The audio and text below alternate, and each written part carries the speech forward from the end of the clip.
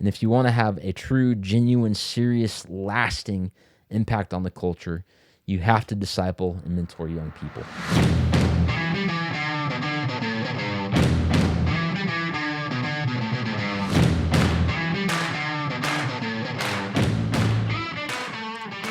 Welcome to the Ruckus Podcast, where we talk about being a person of influence and how you can impact the culture and the world around you. Today we're going to talk about what to do when the world is on fire. What do you do when the world is on fire? Now, you probably know what I mean when I say the world is on fire, or when I use that expression.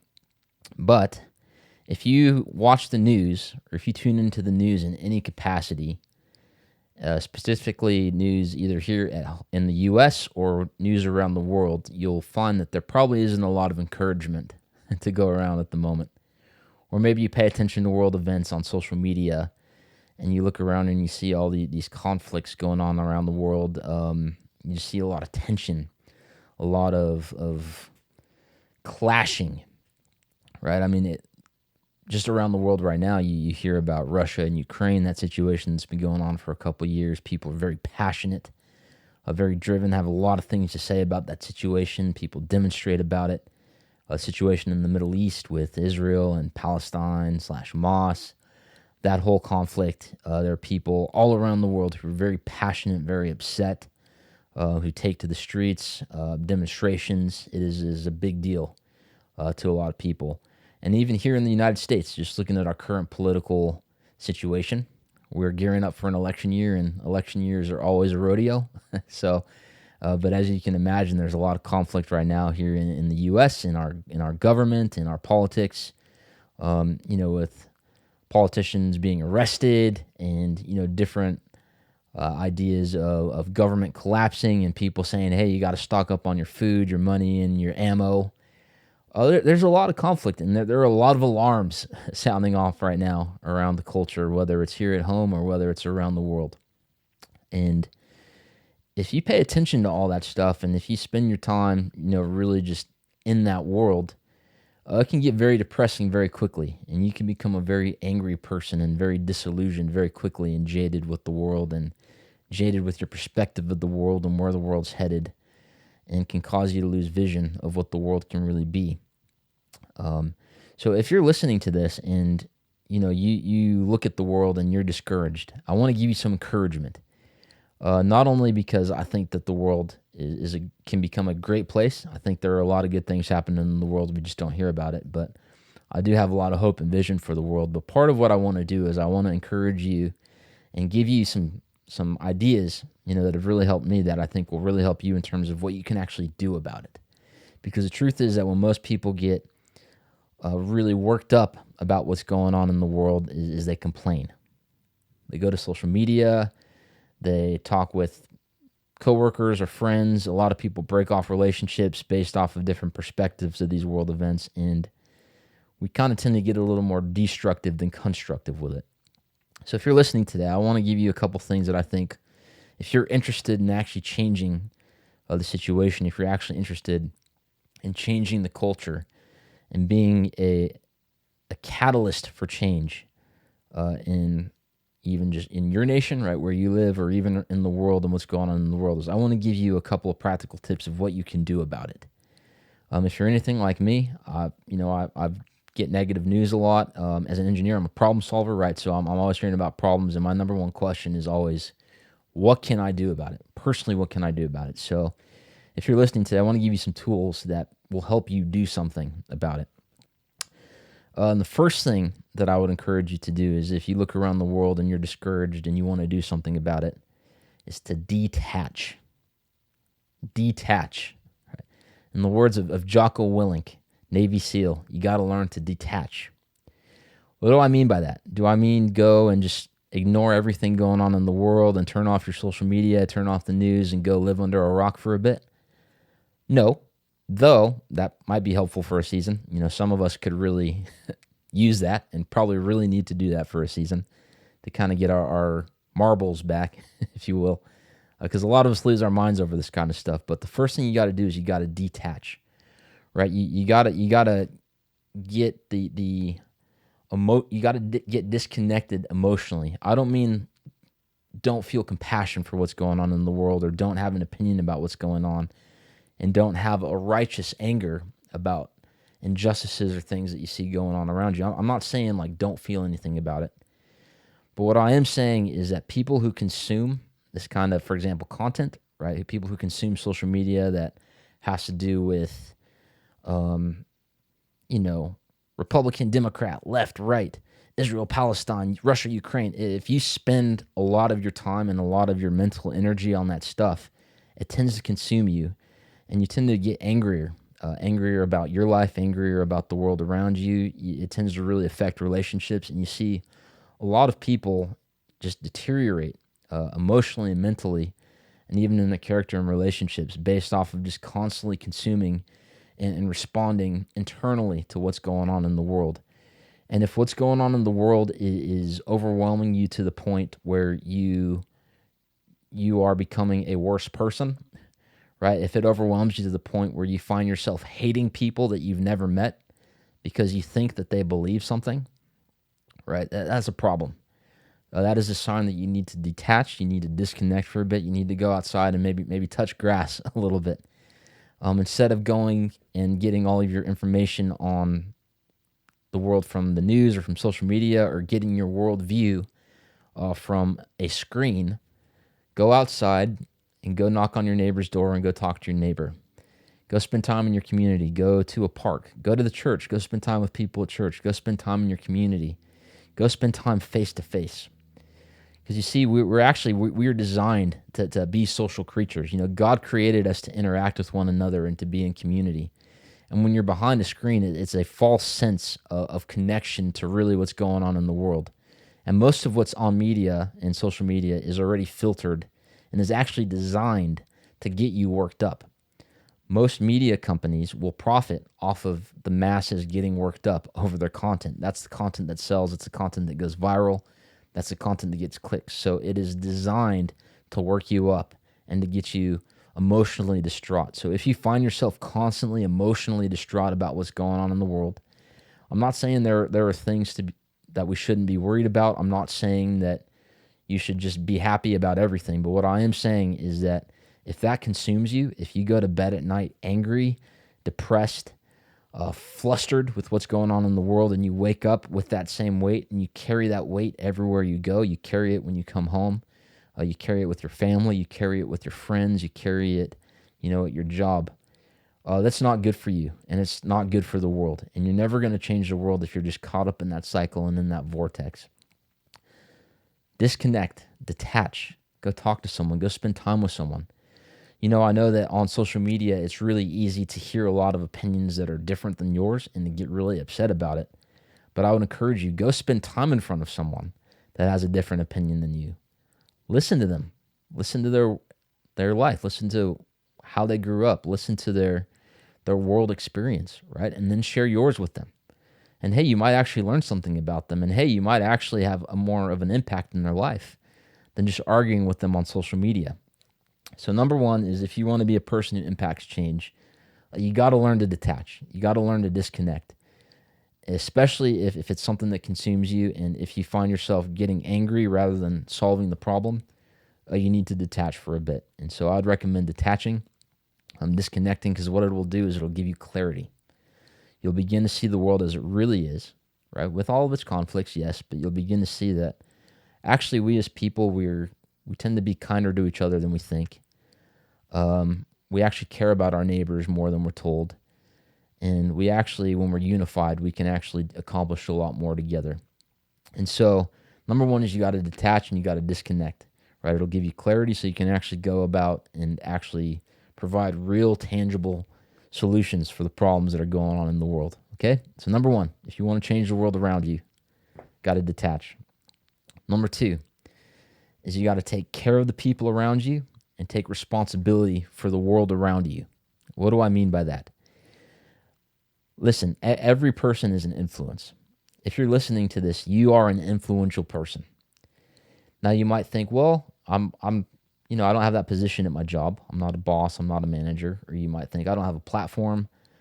People don't listen to me. I'm not talking about the size of your sphere of influence, but every person on earth has a sphere of influence, right? If you've ever seen a baby in a family, that baby has a lot of influence over that family, right? That baby doesn't have a microphone. They're not, saying certain things and trying to get people to think a certain way, but that baby is influencing the world around it. If you have friends, right? If there are people in your life who are friends, if you have even just one or two friends, you have one or two people in your life that you influence, either in a positive or negative way.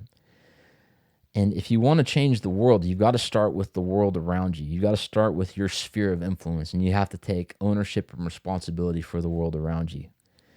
You have to show up as the best version of yourself in your home. You have to take responsibility for your home and serving those in your home and being the love towards people in your home and treating them with kindness and helping them, right? The people in your community, you've got to take ownership of the community, right? The community you live in. What are you doing to make your community a better place? You see, it's easy to get upset and go off on rants about what's going on in other countries, but if you're not willing to do anything for the world right outside your front door, chances are you're not really going to impact much change in the world around you. So you got to learn to serve, to love, and to take care of the people around you. Take care of the people in your home. Take care of your neighbors, right? Be an influence and be a role model at your job, right? In your community, in your church, right? Be a leader in your church, right? Look for whatever opportunities you can to make the world around you a better place in the world that you interact with and in your sphere of influence. Take ownership for the way that you treat people. Treat people well. Serve them. Help them. There's a principle that, I think if you try to operate in it, I try to operate in it. I'm not super successful in it all the time, but I genuinely try to make sure that every time a person experiences me, that they leave better than when they talk to me. And I bet if you have that mentality in the world around you and with the people that you come into contact with every day, and you take ownership for that, you take ownership for how you show up in your realm, what you're going to do is you're going to see the world around you, immediately around you, that's going to start to change. Now, it's going to be slow, right? It's not going to happen overnight. It's not like all of a sudden, you decide to work on yourself and become the best version of yourself and serve others, and then like a switch flips and all of a sudden the world becomes, fairies and rainbows. I'm not saying that.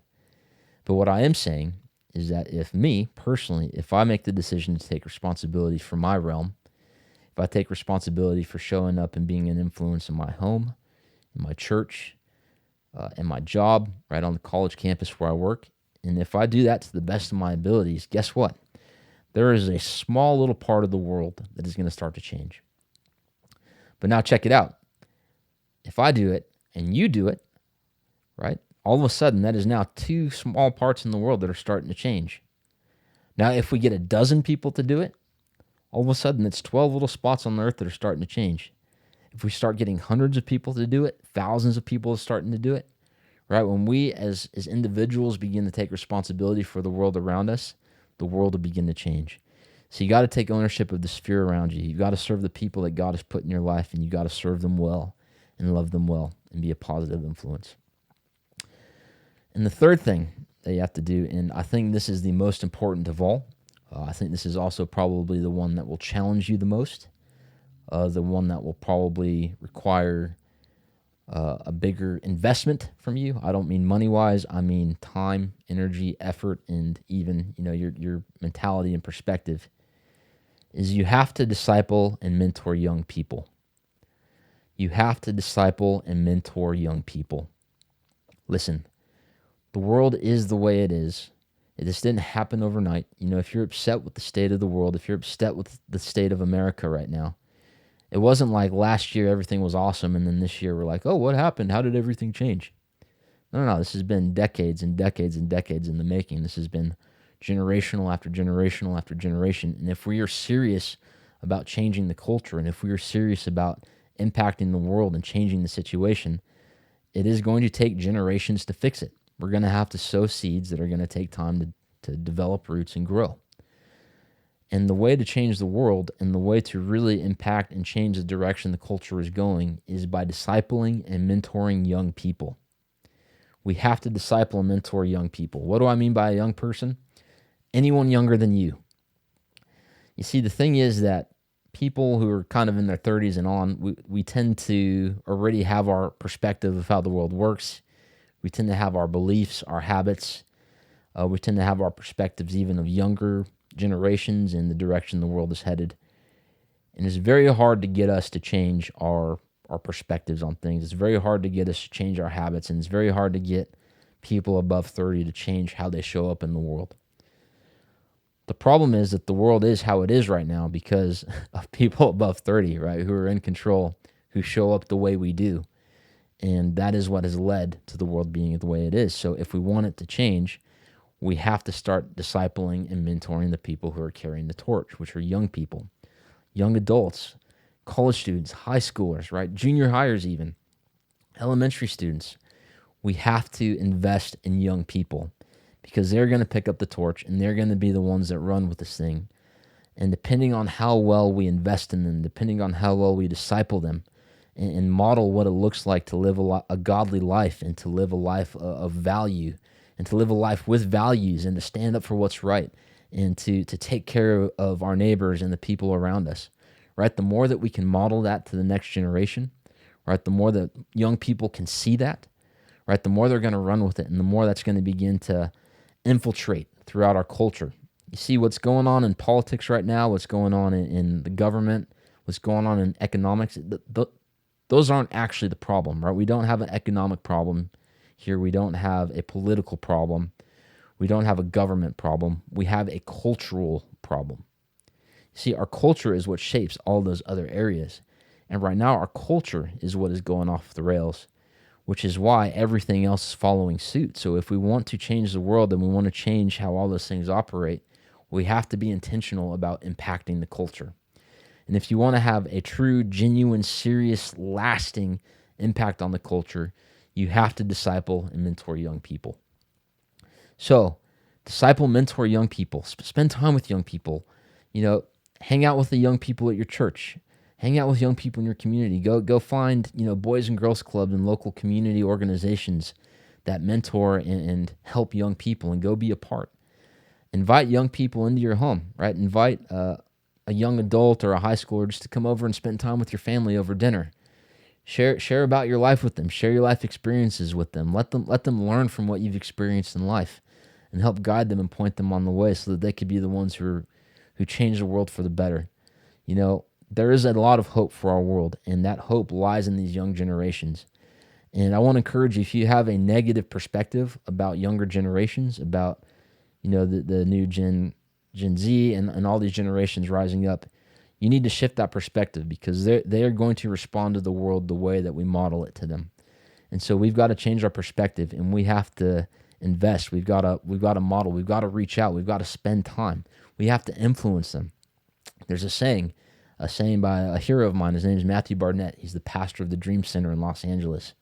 He says, the guy who shows up the most will always be the one who wins the battle for influence in a person's life. And I'll tell you what, all the wrong people are showing up for our young people right now. All the wrong voices, all the wrong powers that be. They are fighting for the minds of the young people, and they are winning. I see it. I'm on a college campus. What it's going to take is men and women of God, men and women of character, men and women who have solid values to stand up, to spend the time, the energy, and the effort, whatever it takes to get involved with young people's lives, to disciple them, to mentor them, and to show them and give them vision for how they can impact the world.